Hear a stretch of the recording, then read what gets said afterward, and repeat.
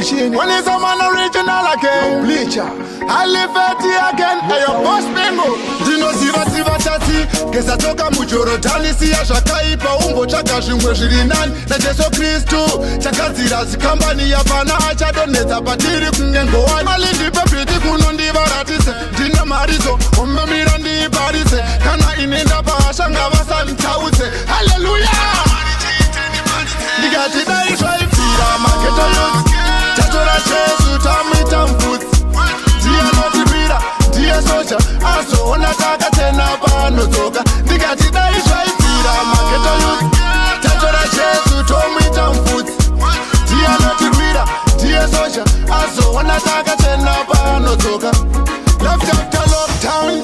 Ndani ya magia. Andi sisiri mujoma uya wa maziwa. Charisaka stepika sutu ndakakia. Kana kuma pesti yaiwa avachan Maria isi sese Pangwe pacho tenda chamani Dia isi vati japona nesumbani Ha, chache ofa uyu shingori fani Siku pamba nemunana tingori wani klada isha ifira Maketo yuzi Chatora Jesu tamita mfuti Dia notivira, dia socha Aso onataka tena pano toka Digati da isha ifira Maketo yuzi Chatora Jesu tamita mfuti Dia notivira Dia socha, aso wanataka tena pano toka.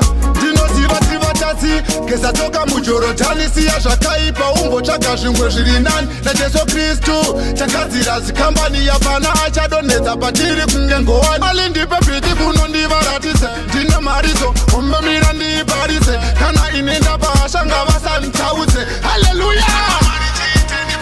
Nigati dai shwaifira maketo yuzi. Chatora Jesu tamita mfuti. Dia notivira, dia socha. Aso onataka tena pano toka. Nigati dai shwaifira maketo yuzi. Chatora Jesu tamita mfuti.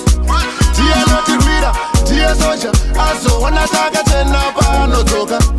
Left after lockdown. Ndani ya magia. Andi sisiri mujoma uya wa maziwa. Charisaka stepika sutu ndakakia.